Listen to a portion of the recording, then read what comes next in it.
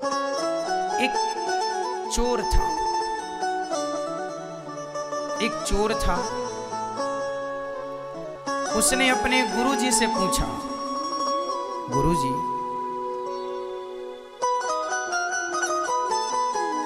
मेरा विवाह कब होगा? गुरुजी ने कहा, बेटा तेरा विवाह तो होगा उस दिन जिस दिन से ठीक तेरा विवाह रात को होगा और सवेरे तुझे फांसी हो जाएगी। जिस दिन तेरी फांसी निश्चित होगी, फांसी निश्चित होने के बाद तेरा विवाह निश्चित होगा। चोर ने कहा कि जब फांसी निश्चित हो जाएगी तो फिर विवाह करेगा कौन? बोले नहीं, ऐसे ही लिखा है तेरे भाग्य में। अब वो चोर तो चोर था, चोरी करना उसने छोड़ दी। चोरी नहीं करूंगा, फांसी नहीं लगेगी। मतलब देखो, उसने जान लिया कि मेरे साथ क्या होने वाला है। अब वो सावधान हो रहा है, पर जो होनी है होके रहेगी। आप कितने भी सावधान हो जाइए, कितने भी चालाक हो जाइए, पर जो लिख चुका है,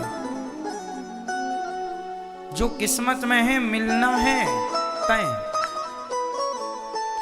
एक दिन वहां से राजा की सवारी गुजर रही थी। ये चोर पहले चोरी करता था पर अब नहीं करता। राजा की नजर इस पर पड़ गई। राजा ने कुछ याद किया।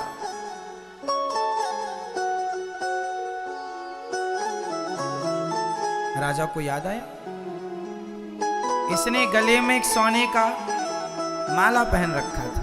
अब तो सुधर गया था, पर जो चुराया था वो तो था ही ना इसके पास। राजा ने देखा किसके गले में माला है, ये माला तो मेरा है। इसने कभी राजा का माला चुराया होगा। राजा ने पकड़ लिया, बुलाया दरबार में, तेरे पास माला कहां से है? बहुत गोल गोल बातें की उसने। राजा ने कहा, नहीं ये तो मेरा है।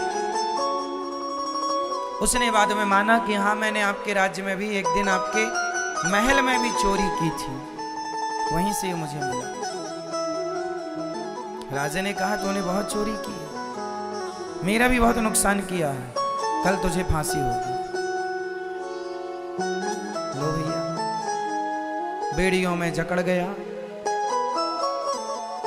जेल में बंद हो गया।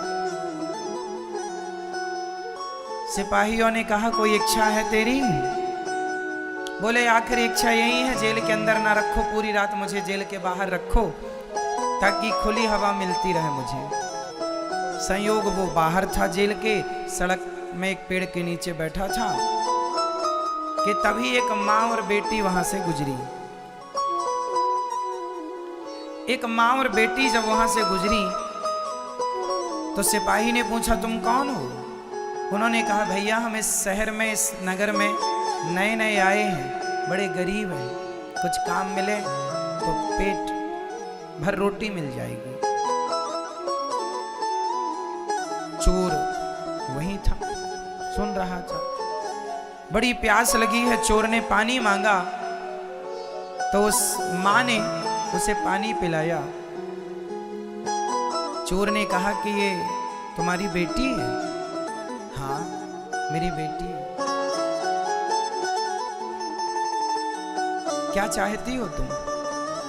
बोले, कोई नौकरी मिल जाए, कोई सब ठीक हो जाए, गरीब हैं बड़े, खाने को व्यवस्था नहीं है।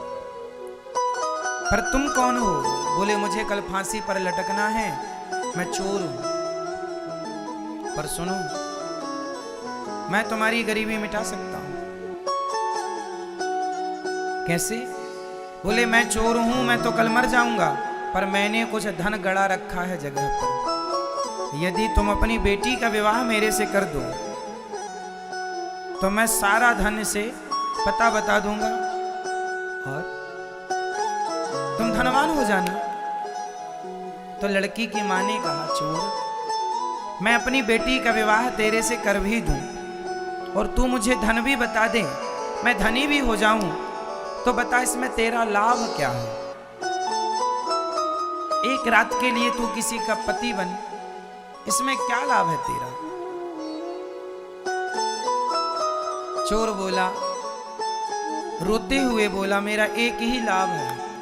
क्या? बोले, जब मैं मर जाऊंगा, मेरे मरने के बाद ही सही मेरा बच्चा होगा। यदि मैं इसका पति बना तो बच्चा होगा, और बच्चा होगा तो वो मुझे पिंडदान देगा। और मैंने कोई ऐसे तो पुण्य किए नहीं कि मेरा उद्धार हो जाए। जीते जी सिर्फ चोरी की है, गलत काम किया है। अब एक उम्मीद है कि यदि मेरी औलाद, मेरी संतान मेरा पिंडदान करती है और वो सही रास्ते पर चलती है, तो उसके पुण्य से, उसके पिंडदान से मेरा उद्धार हो जाए। बस ये लोभ है। लड़की की मां ने लड़की से पूछा, ठीक है? उसने कहा, मां जैसा अच्छा लगे। मां को लगा ठीक है, भटक तो रहे ही है, धन मिलेगा, ठीक है। शादी हो गई, पंडित जी को बुलाया, घंटे 2 घंटे में अग्नि जला करके फेरे दिलवाए, विवाह संपन्न हुआ। एक रात वो अपनी पत्नी के साथ रहा। संयोगवश भगवत कृपा के द्वारा वह पत्नी उसी रात गर्भवती भी हो गई। सवेरा हुआ, सूर्योदय होते ही राजा की आज्ञा के कारण चोर को फांसी पर लटकाया गया। चोर मर गया। चोर तो मर गया, इसे धन भी मिल गया उसकी बताई जगह पर। अब क्या हुआ देखिए, अब जो जो जीवन में मिलना है वो कैसे कैसे मिलता है, और जो जो नहीं मिलना वो नहीं मिलता कैसे।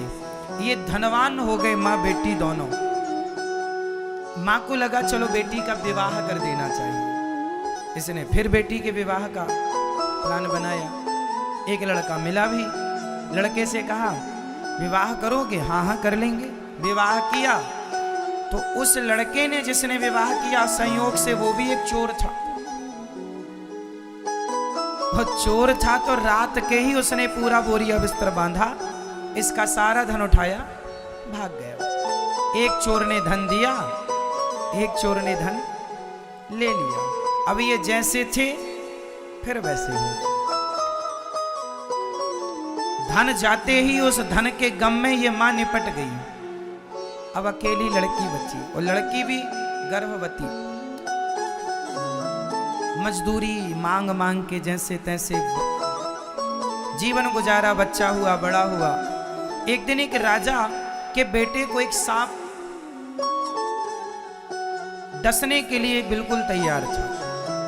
इसने देख लिया तो इसने जाकर उसकी रक्षा करने की कोशिश की, पर पहुंचते पहुंचते देर हो गई और डस लिया। राजकुमार मर गया, परंतु जान बचाने के लिए इसने अपनी जान जोखिम में डाली। राजा ने देखा, राजा ने कहा, तू मेरा बेटा। ये राजगद्दी पर चला गया, राजा हो गया। जब राजा हुआ, वो राजा मर गया, अब ये राजा हो गया।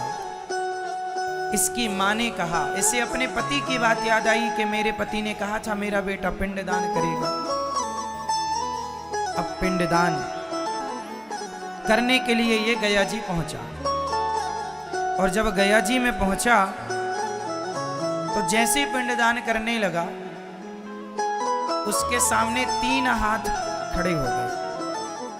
एक हाथ इसके पिता का, एक हाथ उस चोर का जो चुरा के भागा, पर एक रात के लिए वो भी पति तो बना, और तीसरा वो राजा जिसने अपने पुत्र की जगह इसे गोद लेकर अपना राज्य दिया। वो 3 हाथ। अब आप लोग उत्तर दो, वो बेटा उन 3 हाथों में किस हाथ में पिंड दे? बताओ, किस हाथ में पिंड देना चाहिए? उसका असली पिता कौन हुआ?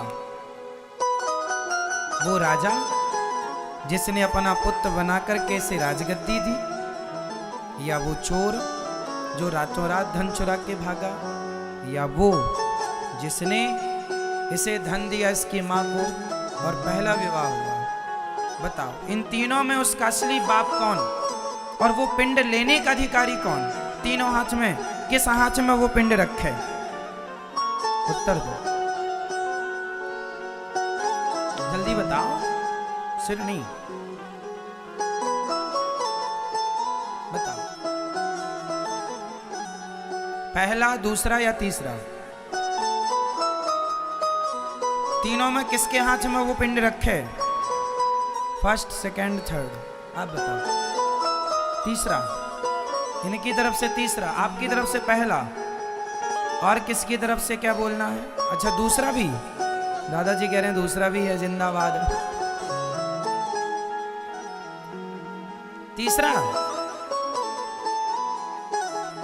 सही उत्तर है पहला।